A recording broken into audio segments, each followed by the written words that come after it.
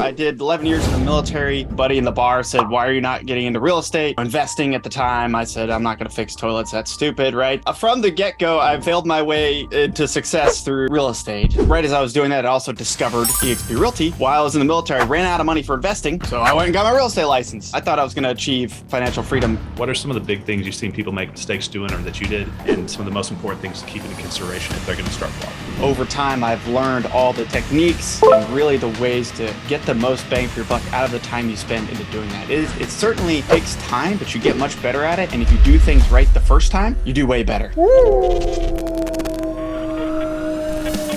What's going on, guys? We got a great episode for you today. We got Charlie Cameron on the show. He is a real estate investor, a production agent. He's also an eXp Realty team leader here at the Wolfpack, closing in 100 agents. And he's done this using a very specific strategy, a unique strategy through blogging. This is something that not a lot of people are doing. A lot of people are doing video content creation.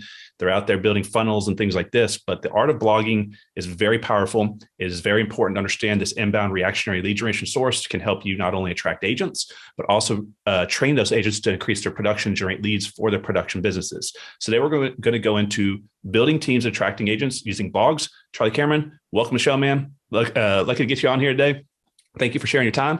And let's kind of hear your story. How did you stumble into the real estate space in the first place? Was it in the investing side, the agent side? And then what kind of transition to how you got into blogging, and then really go deep in some of the fundamentals of what you're doing, and then how other agents out there or just entrepreneurs in general can kind of recreate your lead generation process. Ooh, that was quite the intro, Connor. Thanks, man. It's a pleasure to be here. Yeah, you nailed a lot of it. So I did 11 years in the military. Kind of halfway along the way, I learned about real estate. It hit me in the face. A buddy in the bar said, "Why are you not getting into real estate?" Investing at the time. I said, "I'm not going to fix toilets. That's stupid," right? The usual response. And then, of course, I went down the bigger pockets rabbit hole, emerged 8 months later, right after my daughter was born in the hospital. I put an offer in on 8 units as my first investment property that I self-managed. So from the get-go, I've failed my way into success through real estate. And so that was my foray into it, investing. I did small value-add multifamily for a while, scaled up a bit there. I transitioned largely into the short-term rental space, self-managing those as well to create more cash flow. And right as I was doing that, I also discovered eXp Realty. While I was in the military, I ran out of money for investing. So I went and got my real estate license. I met Matt Gardner, Yep. right? And so that's, we connected on investing. I got my real estate license. And then between kind of short-term rental cash flow and building a team at eXp, it actually accelerated my goals. I thought I was going to achieve financial freedom after the military 9 more years from now. And I just left this past December. So I was able to accelerate kind of my ability to be my own boss, which allowed me to prioritize some of the goals I really wanted. I wanted to I have 2 young kids. My wife's also active duty. I wanted to be able to take a step back and focus on being more present. And I had this huge entrepreneur fire, right? And if I have that day job, that fire has to take place somewhere else. I can't put it out. It's just too big. So I just made the choice that, all right, I'm going to step away from the military. That's now a part-time thing. I'm a reservist. I'm going to make real estate my full-time thing. And it opened up my nights and weekends to kind of give more time back to my kids and my family. I mean, ultimately, they're not going to remember how hard I worked. They're going to remember that I was there, right? So that's kind of my biggest goal is we do all this to have the freedom to do what we want to do. And while that's largely, I like working and I like hustling in real estate and I like helping others succeed in real estate, I also love hanging out with my family. So that's in a nutshell where we're at. Yeah. Well, that's a good goal, man. I mean, I'm excited to see, you're chipping up that portfolio, and then also you're getting up close to 100 agents. That's a sizable cash flow. And so, it's an exciting point of your entrepreneurship journey when it's kind of like beginning, you're doubting, can you do it? But now you're kind of getting to that point where you're kind of crossing the finish line a little bit, where like, it's going to work, you can pull this off. It's just how big do you take it? So a lot of times people get stuck in that like $0 to $2,000 cash flow range where they're doubting this is going to take too long. But once you kind of push into you get 5, 7, 10, you can take a lot of time off like your active income and just go full-time building your residual income streams. And it makes a lot clearer vision for you long-term that I am going to get this to 10 to 20, 30, $40,000 or even bigger, $100,000 a month residual, and have that time to spend with my family in the second part of my life. So just keep that foot on the pedal and never let off. And with the momentum you have right now, you're going to have a great future. Now, let's kind of talk about how you've done this a little bit differently, because we have a lot of agents in the Wolfpack that are doing all sorts of different strategies: social media, proactive, reactive strategies, put content out, long form content, short form content, from podcasts to reels. You're doing this mostly through blogging, which is something that I think is an art that not a lot of people focus on, because I think video's gotten so loud and so aggressive out there, and it's kind of in everybody's face. But you're kind of slipping through the middle. I know you're doing video as well, and you're out there and you got YouTube, but you're also doing blogging. How did you stumble into this? Where was your background? Like what created the understanding that this was going to be a valuable skill set to go into to learn? And then let's kind of go into the results that it's resulted in for you. And then we'll kind of talk about the practicality of it and fundamentals of it from there on. Sure. Yeah, I'll start with kind of a lesson I've learned along the way through real estate entrepreneurship, which is basically you can kind of fail your way into success at just about anything. And so anytime you fail at something, that is a learning opportunity, and no one can ever take that knowledge that you learned away from you, right? So you can always build off of that somewhere else in some other business form or life in the future. So for me, I had tried blogging. I've always liked writing. I don't know. I'm kind of a weird engineer. Most engineers hate writing. I've always really kind of enjoyed it. And I had tried like blogging for affiliate marketing, and I've always played around with developing websites and stuff in the back end just because I'm a nerd, and so failed at every single one of those things, right?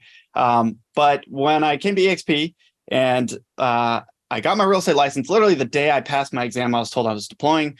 I didn't have to go too far. I actually just went down to Tampa, Florida, so not the worst deployment for that one. So, but I ended up being away from my locality. So I still was able to close a couple homes from afar, which was great because at EXP, you can always just partner with other agents. But I went, well, what the heck am I going to do now? I went to your Wednesday night call and you talked about revenue share. I was like, hey, maybe that's something I could do. I like cash flow. maybe I can apply blogging to this. I don't know. I did a little bit of research. I only had at the time a competitor, and so I was like, you know what?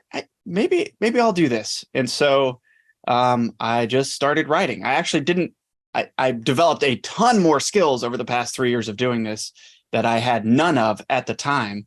But because I was the only one doing it and writing about specific topics, I was able to start generating organic traffic of people searching on Google for specific terms. And so for me, it was like, well, what can I help people do? I can't help a big broker out. I know nothing about that, right? Like I know nothing about being a real estate broker. I know nothing about big teams. I don't know that much about being a big production agent. This was 3 years ago. Now I can help with a lot of those things, right? But at the time I was like, well, what can I help people do? I can help real estate agents invest in real estate. Okay, that's something I could do.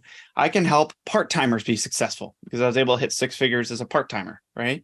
I can help people transition from part-time to full-time. Those are all things that I can do. And also I can help people understand a better model, a non-franchise model, something where they make more money from day one. I can help them build a team the way I'm building it. So I just wrote about things I knew I could help other people with. So just put valuable content out there with keywords I thought people might be looking for. And over time, it started to grow and grow and grow. And at a certain point, we're getting, over 10,000 visitors a month. So that's, even if 1% of those books a call, that's massive, right? So, what we basically just provide a ton of value. And then, hey, guess what? You can also partner with our team for free. And we have all these additional benefits, right? And so that started to grow. And over time, I've learned all the techniques and really the ways to get the most bang for your buck out of the time you spend into doing that. It certainly takes time, but you get much better at it. And if you do things right the first time, you do way better. So like I had to go back and redo a whole bunch of blog posts. We had to do a whole new redesign. Now I know all those things, right? In the future, I could be way more effective with all the actions I take. Yes, I know you're going on YouTube and you're doing video, but were you doing video at the time, or was it like, just like curiosity for someone like came from the video world?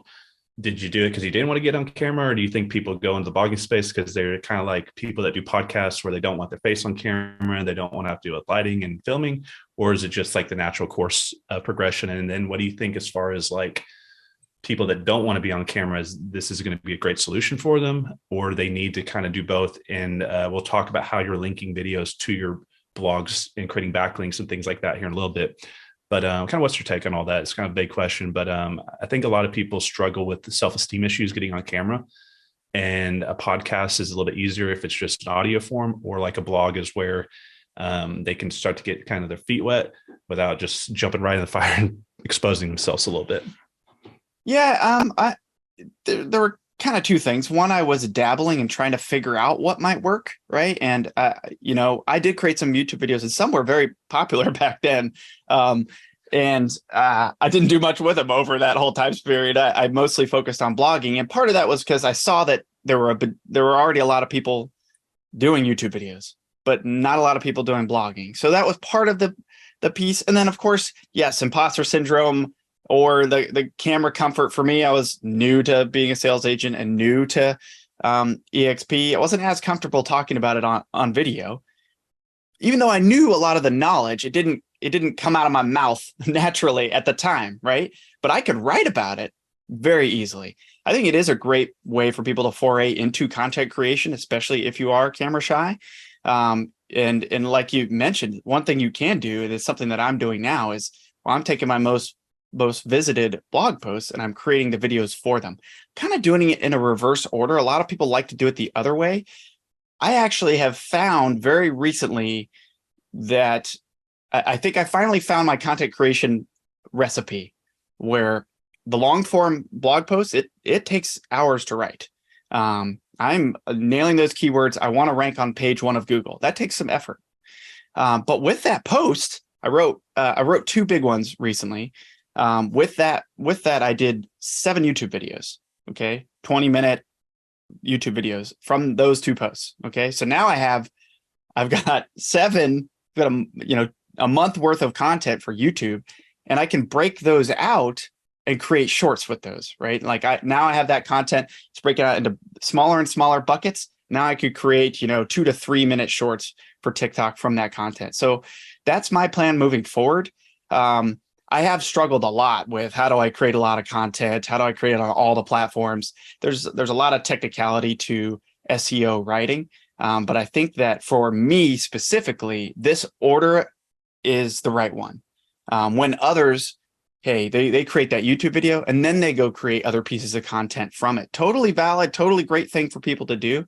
But for me, I think this is the way. Well, I think it's, obviously it's working for you. And Kobe, I've seen y'all do really great with this. Let's talk about like beginner stages and move to some more like intense questions that are going to be a little bit more detailed. Yeah. Let's start out with just like, how would someone get started? Like, what's the starting process? Like, if they're going to start day 1, let's say they've been doing video, how do they get in, and maybe just like a fundamental basic understanding of what a blog is for someone that may stumble across this, and really not understand the kind of framework behind how it all works. And then let's go into keywords, tools, and how we choose these, and how to kind of optimize the blog so it shows up. Sure. Yeah. So there's a lot to unpack there. Of course, there's unlimited free information out there, but you can, of course, get overwhelmed too. So there's a few good channels out there you could go look at. Neil Patel is probably one of my favorite sources on SEO. I just love his stuff, his content. I'm on his newsletter. I watch every video he sends out just because it's good, it's short, and it adds value to what I'm already trying to do. So if I was to say one place to kind of start learning, that's probably where I'd go. But essentially, think of it like any other website or any other blog you might have visited. You've got to have a URL, right? The place I would go to buy a domain name would be Namecheap. It's just a really easy platform to use. It's inexpensive. It's, $10 here. You can have a domain name, right? The website name, agentwealthhustle.com, right? And then you got to have a hosting service. And this does actually matter for SEO in the long run, because the server that your website's going to be hosted on needs to be extremely fast.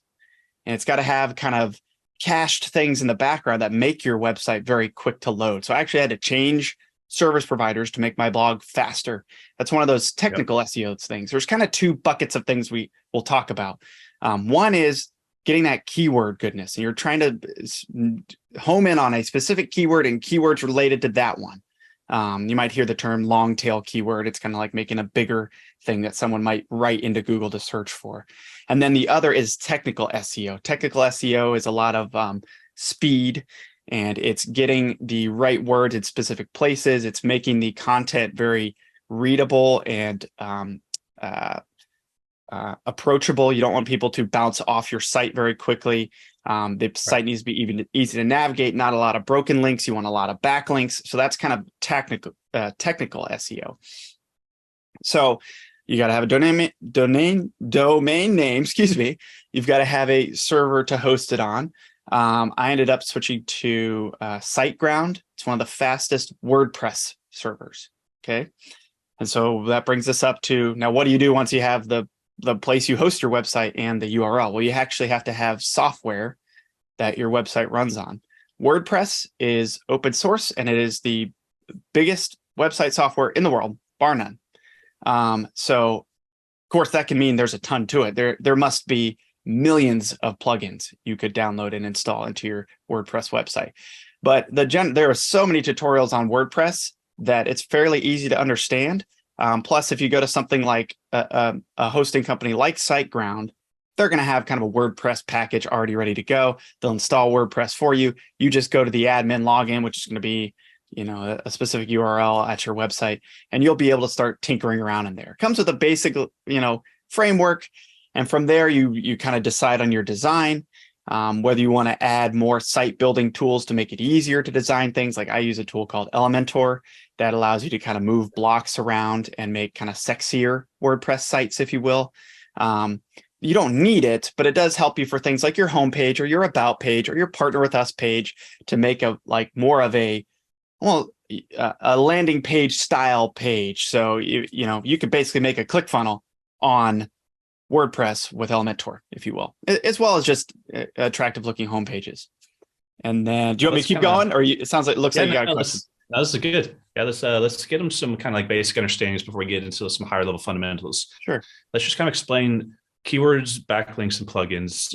Keywords first, and then just kind of so they can all understand, and then kind of how we'll tie it all in together. But then we'll talk about optimization, things like that. But maybe short tail and long tail keywords, and kind of how Google works and blog and how all that optimizes. Yeah. So when you're writing a blog post, your whole goal is to attract organic content, right? Free content. The way you do that is you rank well on Google for search terms that people are looking for. There's kind of two worlds of thought here. You could try and go for the keywords that have the most traffic, but you may not rank high, but you might get lucky because there's so much traffic, you'll get traffic. Or you can kind of go more niche, make that keyword longer and longer and longer to the point where, hey, there might be only 100 people searching for this keyword, but sure as hell, you're going to be the number one link on Google for that specific keyword. So, for example, best real estate brokerage for investors, right? That's mine all day. Okay. Because not a lot of people wrote about that. Why, I don't know, but I was all about that. I'm a real estate investor. I want to understand. And so I can explain to other real estate investors with a well-written blog post that, hey, this is the best real estate brokerage for investors, and here are my reasons why, 10 reasons why, right? And so the keyword is what you're going after. And there's a lot of ways to do keyword research. Probably the easiest one is just by using the Google Console tool. Free, it's built into Google. There's a lot of tools out there you can use. So I've progressed to using things like Neil Patel's Ubersuggest, as well as Rank IQ is another tool. You have to figure, there's a bajillion ways you could do it, and there's a bajillion premium tools out there. So you could start with I didn't have any of these tools when I started. So it's really kind of up to you. I think it gives you some advantage to use those things. But you have to kind of find what works for you and just use those. Don't get distracted by, you could run through 800 keyword tools and still have no blog post written, right? At the end of the day, you got to write something. So keyword research is probably the most difficult part of all of it, really, is figuring out what you're going to write about, because the rest of it you can write, you can create good content, you can keyword optimize your post. But that's the big nut to crack, if you will. What about backlinks? Can you kind of explain that to them and why this is important to do, and what kind of benefit is of doing it? Yeah. So over time, the algorithm for Google has changed, of course. At one time, one of the most important things was backlinks. That has become less important than some other factors now. But backlinks are basically links from other authoritative websites to your website. What that's saying is you wrote a post that was so good that others want to reference it, right? So let's say I wrote one on open house sign-in sheet templates. Okay. Sounds like a weird post to write about, but a lot of people are searching for that. So I created free templates and I put them in this blog post and I'm giving them away, right? And so other websites, let's say The Close, which is a real estate blog, a pretty big high traffic real estate blog. Maybe they're like, hey, I don't want to create new templates, but go look at Agent Wealth Hustle's downloadable templates right here. And they link to my site. Well, because that's a higher domain authority site, they get a lot more traffic than I do because they're writing about the whole span of real estate. That's going to be a great backlink for me. So Google's going to say, wow, job well done. Your website, your post was so good that, this higher ranking, higher domain authority website is linking to you. So therefore, I'm going to kind of promote your authority, especially on that post. So that post is going to drive more traffic, and your website over time, as you get more and more of these backlinks to you, is going to continue to gain authority, and just you'll overall gain more traffic through all your posts by getting backlinks. So that's one of those technical ones. As far as on the technical SEO side, that's the hardest thing to do, right? Because just getting crappy backlinks on spam directory sites, that doesn't help you. In fact, at this point, Google's looking at that very unfavorably. It's like buying followers on Instagram. Has that worked for anyone ever? I don't think so. So, it's organic followers versus fake followers. It's, fake backlinks versus real ones. What about plugins? How does that work? So we've already looked at keywords, backlinks, and Sure. What about plugins? Yeah, so there's kind of an unlimited number of plugins with WordPress. It's things as simple as like, hey, here's a plugin to help you put more of your own backlinks and inter website links in your blog posts. I use one like that. That's one example. I have a plugin that helps back up my website on a regular basis. But the one I use the most, bar none, we talked about Elementor, right? That's kind of a page builder plugin. But the most important one would either be, most people prefer Yoast SEO. I actually prefer, Rank Math is what it's called. And so those are just basically when you're writing a blog post in WordPress, all you see is the sheet of paper, you're writing your post, it's a bar on the right side. It basically gives you a checklist of all the things you need to do to get a good SEO score. And so they're basically saying, hey, here's all the technical things you need to do with this post, and you need to have the keyword in this many ways and these places, in image alt text, and this many times for this length of a post. The post needs to be this long. It's just a checklist to follow to basically get the most juice out of what you're writing. So if you follow that checklist and get your score up above 90 is kind of our goal, then your post is going to be highly rankable. Now that's just looking at the SEO of that post with blinders on, not looking at any of your competition, right?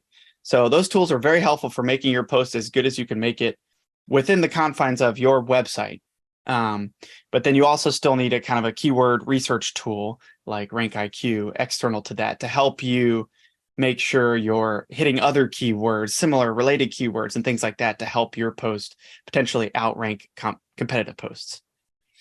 Awesome. Let's talk about what are probably like some of the most important things that they should keep into consideration, like some of the biggest mistakes that people probably make or that you made, or what are just like some of the most important fundamentals that we may not have talked about. And then let's talk about after that, kind of just how you could use it as a strategy to attract agents, and then also how you're doing this to attract leads for your production business and what that can lead to as far as just run that business or also more agent attraction. But what are some of the big things you've seen people make mistakes doing or that you did, and some of the most important things to keep into consideration if they're going to start blogging? Yeah, I would say probably my biggest mistakes were that I wasn't real smart on the technical stuff. So I was, breaking links left and right. I was putting massive pictures, GIFs even, right? Like animation pictures. You can't do that because it makes your post so slow to load that Google hates you. right? So Okay. I had to do a revamp of the whole website because of mistakes like that. And then I also wasn't going back and cleaning up and updating posts. I was letting things just sit and kind of wither away, and things really weren't relevant anymore. And Google likes it when you go back and you update a post and you continue to kind of add valuable content and make things better. So I think I was losing out on things from a traffic perspective, but also, prospects who may have found that page went, well, this is outdated and this picture's broken and this link doesn't work. This guy's an idiot, right? And so if that were my experience, I wouldn't book a call, right? So you do want to kind of make sure you have a consistent, cleaned up website across the board. And so that takes some effort to do. You got to write the post, but then you got to once a year go back to it and give it some love. Right. So I think that's pretty important. Well, before I forget this, so like a broken backlink would be, let's say, like, correct me if I'm wrong, like this would be like if I put a video link on there and let's say I pulled my video off my YouTube channel later.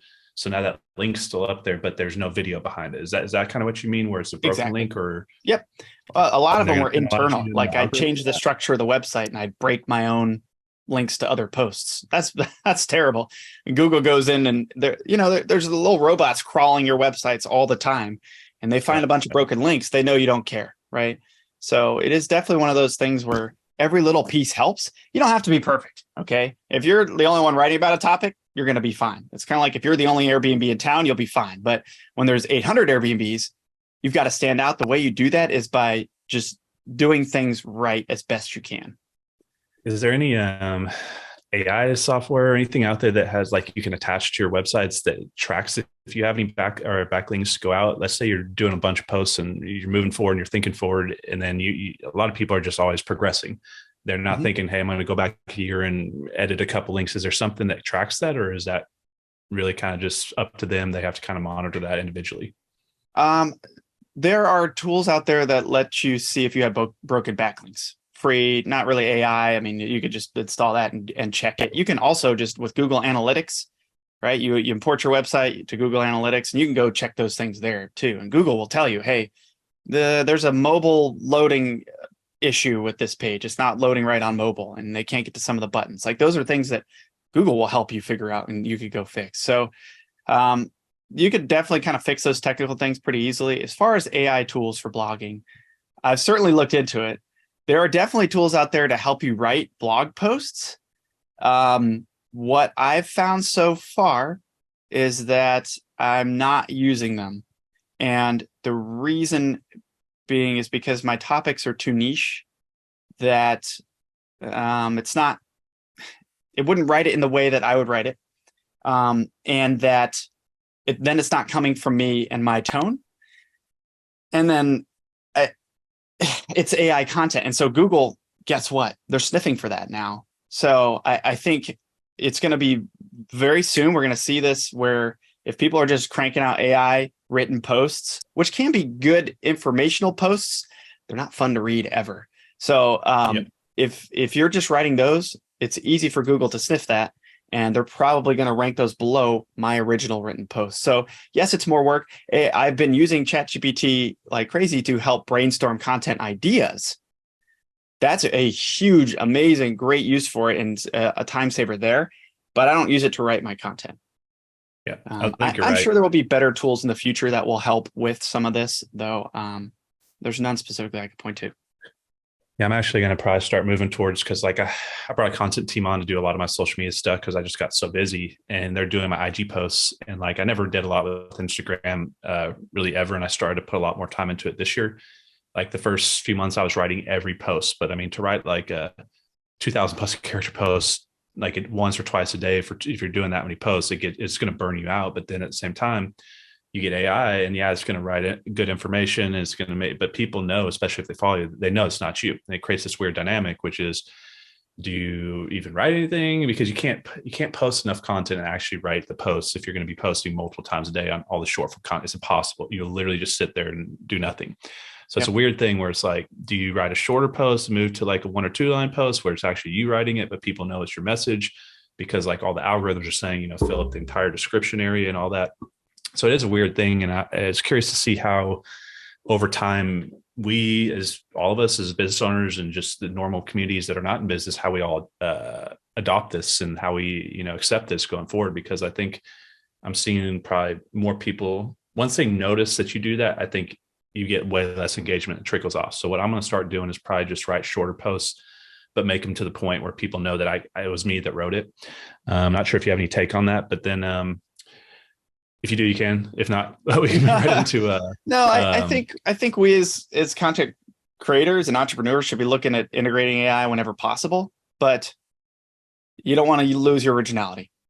That's it, right? Like if it's a time saver, great, but I think someone's going to see through that at some point, right? Or even free thoughts, just like you said. Like, what about like high school? Like, I mean, think about this. We're in high school right now. Who's ever going to write a paper again? Who's ever going to anything in English class that go write a poem? Okay, write me a poem. That's awesome. Yep. Done.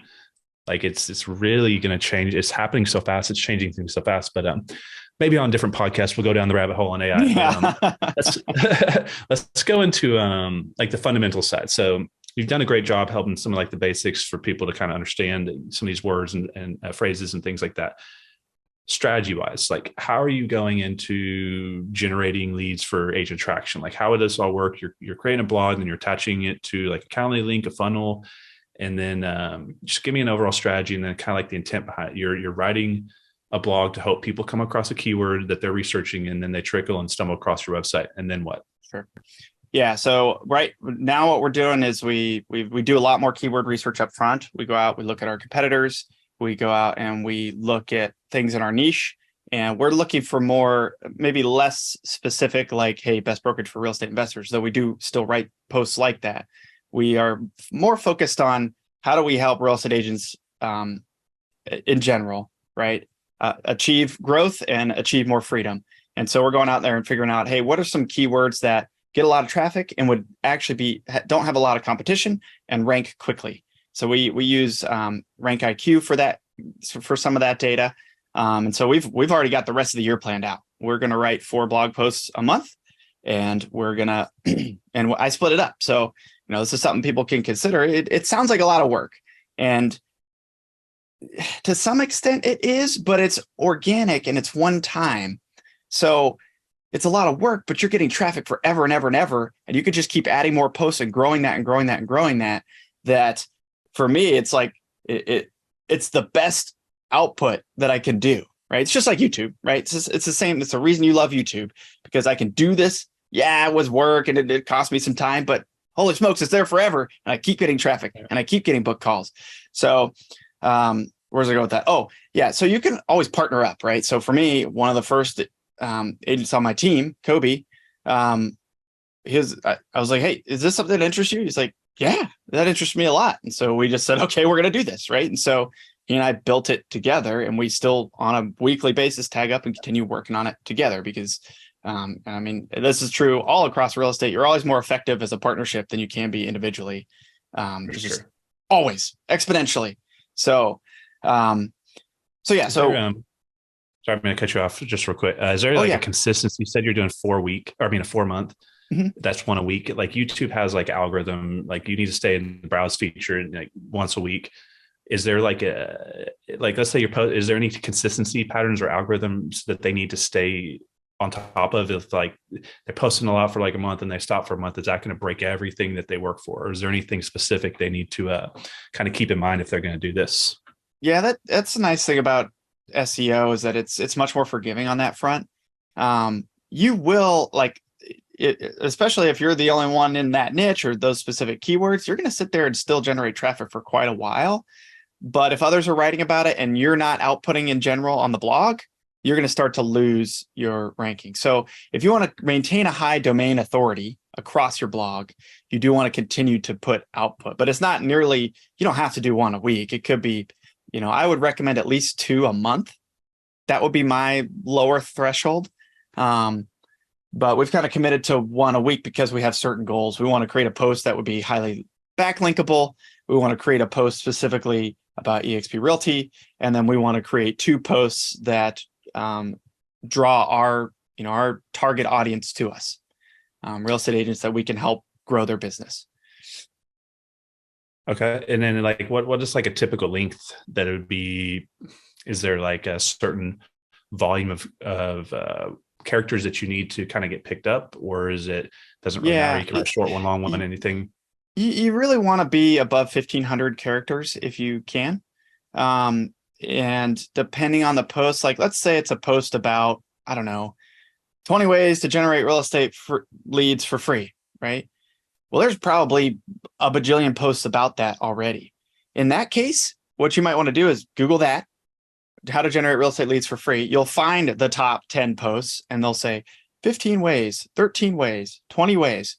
Guess what you want to do? You want to beat the highest number in that case, right? So there's specific instances where your post just needs to be longer if you want to rank in that, even in the top contenders. So 25 in this case, right?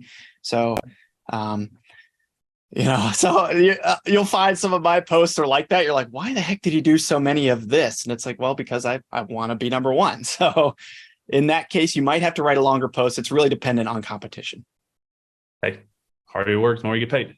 What about like post killers? Like any like just like do not do this whatsoever. Like you put a certain video from a certain side, or you did something, and like, is there anything that's like the atomic bomb? Don't do this, and it's just going to kill the post or kill the entire everything you worked for as far as the organic ranking side of things. No, there's not really anything like that. Things in SEO are more of a slow, painful death, right? Or a slow, less painful death. It's just a really, distended time range. But, if you don't go back and update it, if you put massive photos in there, those are kind of the biggest ones that are going to hurt you.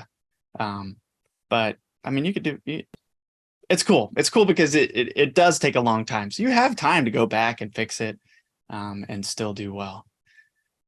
How long? So like, YouTube takes a while to kick in. Like I got my new channel. I told people that, usually they take 12, 18 months to really kind of season. I'm about 9 months in, and now we're just really starting to see it grow faster. Is there kind of a seasoning window for like everything to kind of manifest out and kind of sync up and kind of catch up before it really starts moving up the rankings? And what can people expect? Because like people quit business because they have unreal expectations of how fast they can get there. People quit YouTube and everything. It's they create a short-term time frame without any knowledge behind it that they expect it to be done by, but it could be an 18-month time window before they even get traction. But they're thinking, if I don't have success in 6 months, I'm a failure and I'm the worst person in the history of business, and I should just quit right now, even though it couldn't have even been where they want yet. So is there any like time frame wise, like what should they expect if they start this process and they put some intent with it and they actually mean to do this and they do it with intent? How long do they expect to kind of really kind of get leads coming in or getting picked up in the organic side of things? Yeah, that's another one of those. It depends, but it average is about 3 months before you'd really start to see the results of a specific post or an update to a older post. In some cases, especially if you have very little competition, you could see results in 30 days. In some cases, it could be 6 months to a year. So it's one of those, it depends. And it can change over time. Like, sometimes you have a YouTube video that just randomly takes off a year later. Why? On blog posts, you could have somebody that starts linking to it later, and all of a sudden it just blows up. So it ebbs and flows. We went back and spent 2 months just revamping our top visited posts. It was about 30 posts. It equated to 80% of our traffic. And we have somewhere around, I don't know, it's got to be close to 100 now. So we went back and revamped those, and we've seen huge results in just a matter of 30 to 60 days. We've probably added 30 to 40% call bookings. So we're seeing those results very significantly. So don't give up. You can go back and just update posts and all of a sudden start doing great. And I know I didn't answer part of your question, which is how do we get to the booked call? And so the way we do that is we have a partner with us button right at the top. We have a video right on the front homepage, and then at the bottom of every post, there's a little block about our team. It's got a picture of us. I think you're in the picture, and hanging out at EXPCon. And hey, if you want to join a free team and that will help you grow your business and achieve financial freedom along the way, just head over to our Partner With Us page. They can then check us out. We've got 3 videos on there, and we got like an intro. We talk about our team, the specific advantages, and it's a similar to your ClickFunnels, right? And then we've got a 40-minute. Let me try and break EXP down to 40 minutes, which is of course not enough time, but and then say, hey, if you're interested, there's 2 buttons on the page. All you can do is book a Calendly call with us. And so we have a team Calendly, Red Robins, and then we take those calls. So that's essentially it. And then we have we're building out more lead magnets to grow an email list. And so with that, we're looking to, kind of do a slower conversion, tell a story, provide some value, and see if people are interested in partnering with us. My technique's a little different. I don't do a lot of in-your-face outreach to people. I like them to come to me. So I'm going to provide value. If they see it, great. If they don't, they weren't meant to be on my team anyway. Is there anything like you said email lists, like kind of third party pressure coming into the blog, like if you're running paid ads to it, or hitting your email list driving people to it, or sending a text blast out driving people to it?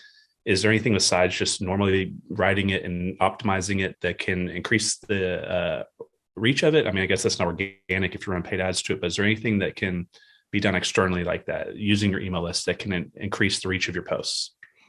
Yeah, Connor, that's a question I don't have the answer to. I have not done any ad spend for this. I suppose I could.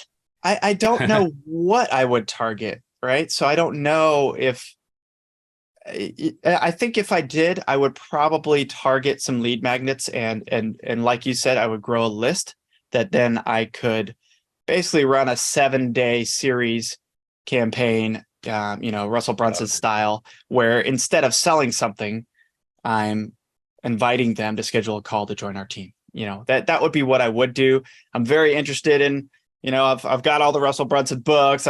I just reread Traffic Secrets. I'm thinking about doing those kinds of things. But right now my time is limited. And so I'm focused on just creating the best organic blog posts and now adding YouTube to that.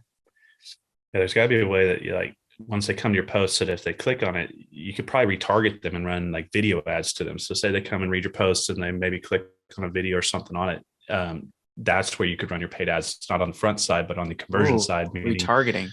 Now, because they already showed interest to come to your page, and it takes a very specific mindset, especially in 2023, to slow down and read something. And this is coming from myself as someone who's read like a lot of books and business books over the years. I was like real heavy into personal education.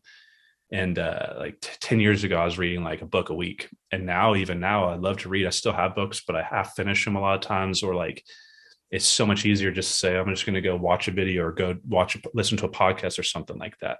Yeah. But that would be my biggest criticism of my biggest criticism of our blog is that some of our best posts don't have a video right at the top. And so that's one of my goals is by the end of this year, all of our high traffic posts have a video, because I'm the same way. I don't read blog posts. I just create them. I don't use social media. I just create. So I do think you're right. Like our attention span's so short that there should be videos on all of them. And so that's our goal, is to make sure all those high traffic posts have videos. And then as we find other posts start ranking more, we'll create for those too, if I haven't already. But now in the future, all new blog posts should have videos because I'm creating it all at the same time. Well, now it's so once they go to your blog, that's like someone walking through the mall, the internet's out there, but then they see Dillard's or whatever, they go in the store. That's like they're inside the blog. Well, now they're looking at different stands and grabbing shirts and stuff like that. Whereas you put a video on there and they click it, now they are in that retargeting funnel. So now you're not just blanketing mass ads out there. You're directly targeting the person that walked into your store that said, hey, show me a shirt or show me a jacket or something like that. So it's a good use of that money. You may want to play around with that and just see how that works. But we're kind of running to the end here. Let's kind of wrap it up with maybe the production side of things. As far as you said that you've been doing some stuff generating leads for agents on your team and helping generate leads and teaching your agents how to generate leads. You want to talk about that a little bit with the production side? So I know you're doing your investor, you're building a team, and then you're helping agents that are on your team learn how to generate leads doing the exact same process, which is a very unique skill set to have. So there should be a lot of agents out there that would want to partner directly with you, because I know a lot don't want to be on the camera. They don't want to be on video. And I think this is a great solution for them if they have good work ethic and they have intent to really grow a successful business. Yeah. So it works well for me to kind of test all these lead attraction, is what I call it, kind of, client attraction methods, because then I can not only use it for my local team, but I can, share everything I learned with the whole EXP team. Right. And so that's what we do on my mastermind is, hey, let's talk about what's working for mostly lead attraction, whether that's for agent attraction or whether that's for client leads. So some of the big ways we do that are SEO. I'm just now, which is so funny because I kind of did it in reverse. I did all this SEO for attraction. I'm now starting SEO for my local team. What I started with there instead was actually creating a kind of organic growth Facebook community around a specific niche, my client profile that I want to serve, and then adding YouTube and now adding SEO to that. So I'm gonna be deep diving into Facebook communities and how we use that that's been my essential lead source for clients for a couple of years now. And it works really, really well, better than you might think. And it's basically the same thing. It's certainly, I don't want to say easier than blogging because it's different. You have to kind of engage it and feed it more, but those people engage within the group too. So it kind of gets organic engagement as well, and grows that way. So we just provide a ton of value and say, oh, by the way, we are the military first real estate team in the Florida Panhandle. If you'd like to work with us, hit this QR code, fill out this form, and we will assign you to one of our team agents. And then we just showcase what we're doing, showcase our reviews. We provide, guides to military families and just provide insane value. We get them on our newsletter and we just keep giving them value, and eventually they give in and they work with us. Right. And so we've added YouTube to that whenever it made sense. And now we're adding SEO to that as well. So we hope to kind of target any military families who are searching for our local bases and information regarding them. I think by the end of the year, we'll have all the posts built out. And so it'll be too late for anybody else locally. Right. And so at that point, anybody who's kind of searching for stuff we're going to pop up in those search results. You'll see the base website and you'll see us. Right. And so that's going to be key for us to kind of make our name in the local market. Well, man, I just want to say, you did a really good job here and broke down some pretty complicated things in a very easy to be understood type of way. And, obviously we can't go too far off in the rabbit hole in 1 hour podcast, guys. So, Charlie's building a global team. You can partner with him in all 50 states, every Canadian province, over 20 nations at EXP. And this is stuff that he does live trainings with his group and trains them. And not just this, on a lot of other skill sets, but this is a pretty cool and unique strategy. I've seen it work really well for them. I mean, they're about to hit 100 agents. And if you know what that means at EXP, basically you have your financial freedom and it's just how big you're going to take it from there. So how would someone reach you? What's the best way to find you? Get maybe your YouTube channel, and then also the link to your blog, how they'd find that. And then any other links that you want to kind of send people to, we'll have those put below in the description, guys. And I just want to say thank you, Charlie. You're a great guy. Always liked you, inspired by you, and excited to see what happens for the coming years in your future, and seeing what you and Kobe do together.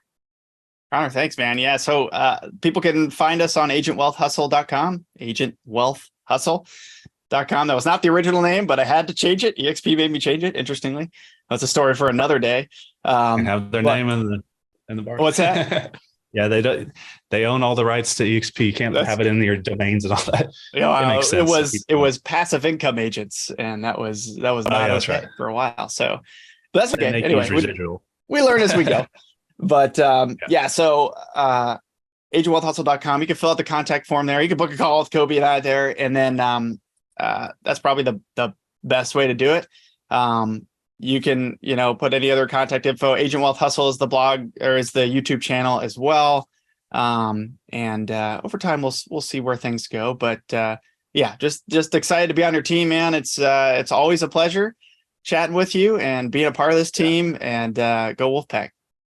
Oh, yes, sir. Well, appreciate you and being ex-military. Grateful for that and what you do for all of us. And guys, go check them out. Go check those links in the description. We'll get this out to you. And on that, Charlie, you have a blessed day, and hope you guys learned something today. And we'll see you on the next one. All right, guys. Thanks, Connor. Cheers. Awesome. Good job, man. Yeah. Sorry, I got a 2 call coming up, but yeah, I think it's going to get some interest. I know I got a new content team that will be able to take a couple snippets and put it at the beginning. There'll be like some enticing teasers because you wanted some pretty strong fundamentals. And this is like something more people should be doing. It's just kind of like, just like reading, we were talking about slowing down to do it. Slowing down, like you have to have a disciplined mind to, force yourself to sit there and do it. Because when my story, I went and broke and then I cracked the code to YouTube and all that. But like really what I was doing was I was building WordPress websites. I was one of the first few people on Investor Carrot. And I was going into like, they were doing these free masterminds in the morning. And it's just kind of like our masterminds, they're probably like, nobody ever shows up. It's so hard to get people to show up. And they were literally giving the world away. And it was me with Trevor Mock and Adrian Nez, and like 2 people. So yeah, like back in the day, like literally they taught me directly because nobody else was showing up. And I was just like, you mean I can ask 5,000 questions in a row? Because that's basically what I did. And I taught myself how to do it. But I was typing in just 14, 16-hour days, typing until my hands hurt. And I basically taught myself how to build WordPress websites and build it all out. But that was 10 years ago. That was in 2014. And now it's just like, it's so hard for people to just sit there and focus on something for an hour, like write a paragraph, it's just, that's gonna be the battle for entrepreneurs is can they have, focus? Can they sit there and make themselves work? It's no longer like, can you just get up and go to, put the physical side thing. It's just like the straight, will you sit there and focus on something long enough? And it's going to get worse over time with this short form content revolution that we're seeing. It is. But let me pop off. I got to run to something here. Thanks for having me, dude. I'll let you know. What I'll do is I'll get you we'll take a couple clips out of this and we'll post like a long form clip and then some short form clips. And then I'll let you know, but we've got probably a month or so at least before this would go out, maybe even 2 months. Cause I think they're posting 1 a week or something like that, but I'll let you know. Okay. And then if I can ever help, man, or do anything for your group, just let me know, just reach up. I tell people it's like, I got so many things going on right now. The only way I know if I can help is if you guys just reach up. I definitely want to. But if I ever can come on y'all's call or anything like that, or if you need me to do or if you have any agents that pop up that have good stories, it doesn't just have to be on success with sales or agent traction. It can be a crazy deal story, a crazy comeback, like how Matt had his health scare. It could be, somebody like we're doing another fitness challenge here soon. We've had a number of agents lose 50 to 100 pounds, just something like that. So if I can help support as the channel grows, it'll be a little bit more valuable to get your agents on there for them. But just think about that. I will let you know. Okay. But thanks, Charlie. You have a great day, man. And it's good to see you and to hang out for a little bit. We'll see you. Okay, cool. All right. Later, buddy. Bye.